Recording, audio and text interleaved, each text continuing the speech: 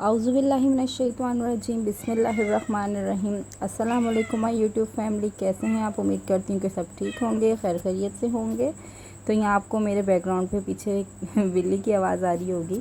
मैं यहाँ पर पंखा बंद किया है और ये एक झींगर भी बोल रही है पीछे, उसकी भी आवाज़ आ रही है। खैर, तो यहाँ पर जो है ना, सुबह हम उठे थे, नाश्ता वगैरह करने के बाद का है ये। मैंने वीडियो शूट करना शुरू की थी क्योंकि आज एक दिन का गैप हो गया था, तो मैंने सोचा कि आज ब्लॉग ज़रूर बनाऊँगी।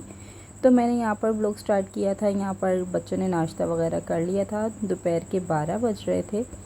बच्चों के नाश्ता करने के बाद बर्तन वगैरह जमा हुए थे। मैं यही सोच रही थी कि मैं बर्तन धोऊँगी और ये सफाई करने वाली है।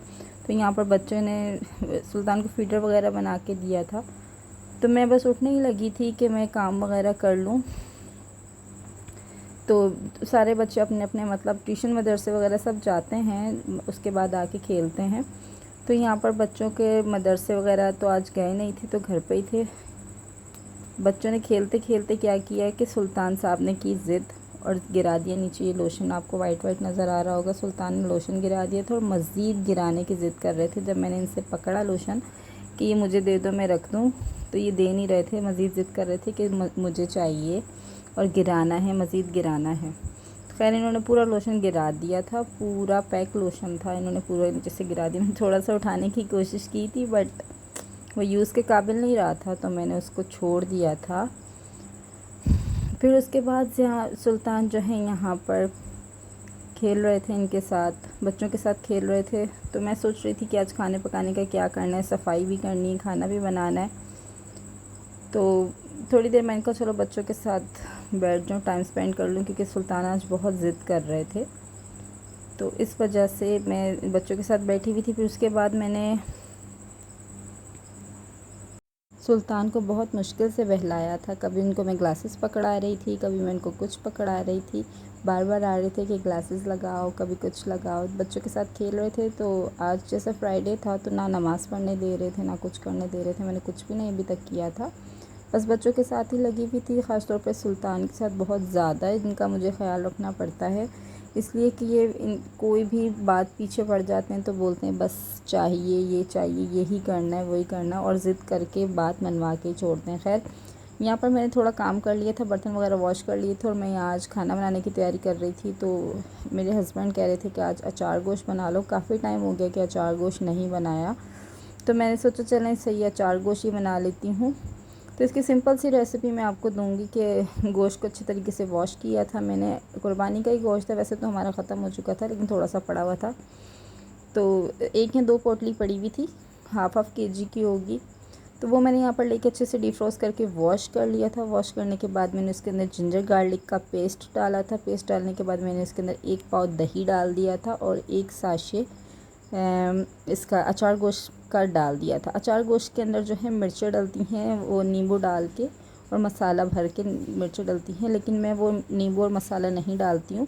मैं इसी तरीके से बस इसको मैरिनेट कर लेती हूँ। मैरिनेट करने के बाद मैंने इसको अच्छे से मतलब छोड़ दिया था। 3 से 4 घंटे के लिए छोड़ते थे वैसे, लेकिन मैंने इसको 1 घंटे के लिए ही छोड़ा था। इतनी देर में बच्चे ट्यूशन से आ गए थे। बाहर मौसम बहुत अच्छा हो रहा था। आज बारिश की भी पेशन गोई हुई थी कि बारिश होगी, मगर बारिश हुई नहीं थी। आपको छोटी छोटी बूंदें नज़र आ रही होंगी, तो यहाँ पर बूंदाबांदी हो रही थी। तो हया फ्रेश होके आई थी, बोल रही थी मम्मा आपके जैसे कपड़े पहन के वो खैर घूम रही थी। तो फिर मैं दोबारा आ गई थी अपने किचन में, क्योंकि 1 घंटा मैरिनेट किए हुए हो चुका था मेरे खाने को। मैंने इसको कुकर में बनाया था, क्योंकि गोश्त जो है कुर्बानी का गोश्त गलने में टाइम लेता है। वैसे मेरे से कोई सा भी गोश्त नट गलने में टाइम ही लेता है, क्योंकि मेरे हस्बैंड अच्छा खासा गला हुआ गोश्त पसंद करते हैं। वो कच्चा गोश्त पसंद नहीं करते कि खींच के बोटी खाई जाए, वो बोलते हैं अच्छा सा गला हुआ हो, बस आलू की तरह टूट जाए। खैर, मैंने यहाँ पर उनके लिए गोश्त के लिए ना वो जो सारा मैरिनेट किया हुआ गोश्त था कुकर में डाल के 1 कप पानी डाल के चढ़ा दिया था। अच्छे से गल गया था। यहाँ पे 3 अदर टमाटर लेके मैंने उसको ब्लेंड कर लिया था, अच्छे से प्यूरी बना ली थी। टमाटो प्यूरी बन गई थी यहाँ पे। और इसके अंदर मैंने 4 से 5, ये आपको नज़र आ रही होंगी, 5-6 हरी मिर्चें थी, ये मैंने साथ में रख ली। इसमें कटपट नहीं लगाया था, कुछ नहीं लगाया था मुझे, क्योंकि मिर्च थोड़ी कच्ची कच्ची अच्छी लगती है सालन में, तो मैंने ऐसे ही रख ली थी। यहाँ पे मेरा गोश्त गल गया था और मैंने गोश्त को पहले ऑयल डाला था, फिर उसके अंदर गोश्त का जो मैरिनेट किया हुआ मसाला जो गल चुका था गोश्त, वो मैंने इसके अंदर ऐड कर दिया था और टमाटो प्यूरी इसके अंदर ऐड कर दी थी। तो फिर बस क्या था कि इसको मुझे भूनना था, अच्छे से इसको भूनना था, भून के इसको मुझे बिल्कुल एंड तक पहुंचा देना था क्या, ताकि इसका तेल निकल आए।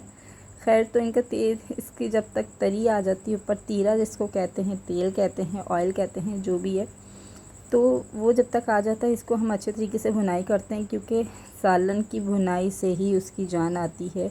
कोई भी सालन हो, जब तक उसकी भुनाई अच्छी से ना हुई हो तो उसमें टेस्ट नहीं आता है। मैंने खैर कुकिंग तो शादी के बाद ही अच्छी वाली कुकिंग शुरू की थी, लेकिन अब मुझे कुकिंग एक्सपर्ट कहा जाता है अपनी फैमिली में, ख़ास तौर पे मेरे ससुराल में। मेरी मदर ने तो मेरे हाथ के खाने खाए नहीं इतने, मगर मेरे ससुराल में काफ़ी मतलब पसंद किए जाते हैं मेरे खाने। खैर यहाँ पे मैं अच्छे तरीके से इसकी भुनाई कर रही थी और इसके अंदर मैंने मिर्चें भी ऐड कर ली थी। आपकी मर्ज़ी कि आप इसके अंदर चीरा लगा के इसके अंदर मसाला नींबू वगैरह डाल के भर सकते हैं, लेकिन मैं ऐसे नहीं करती, मैं इसको साबित रहने देती हूँ, क्योंकि कोई भी नहीं खाता हमारे घर में, ये वेस्ट होती हैं, सिर्फ मैं ही खाती हूँ। जितनी भी मिर्चें डालती हूँ सालन में, ये सारी मैं ही कच्ची खाती हूँ। रोटी के साथ हो गई या चावल के साथ या जैसे भी है, इसको मैं ही खाती हूँ। तो फिर मैंने यहाँ पर इसको अच्छे से भून दिया था। भून के मैंने इसको 5 मिनट 3 से 5 मिनट तक मैंने इसको दम पे छोड़ा था, तेज़ आंच पे, हल्की आंच पे नहीं। तो इसका तीरा ऊपर आ गया था, यानी इसका ऑयल ऊपर आ गया था और ये डन हो गया था। तो अज़ियान को बहुत भूख लग रही थी, तो मैंने उनको रोटी वोटी मैंने नहीं बनाई थी। मैं खामा फ्री में आपसे एफिशिएंसी झाड़ूं कि मैंने रोटियां भी पकाई थी, मैंने कोई रोटी वोटी नहीं बनाई थी। रोटी मैंने तंदूर से मंगवाई थी, बाहर से मंगवाई थी, पर वो बिल्कुल भी अच्छी नहीं थी, ना मज़े की थी, क्योंकि बहुत हार्ड हो रही थी, कड़क हो रही थी रोटी। और यहाँ मेरा सालन बिल्कुल रेडी हो गया था और मैंने ज़ियान को खाना दे दिया था। ज़ियान यहाँ पर खाना खा रहे थे, ये देख सकते हैं आप किस तरीके से खा रहे थे। अल्हम्दुलिल्लाह खाना मेरा रेडी हो गया था। अगर आपको मेरी वीडियो पसंद आई है तो वीडियो को लाइक कीजिएगा, चैनल को सब्सक्राइब कीजिए। अल्लाह हाफ़िज़।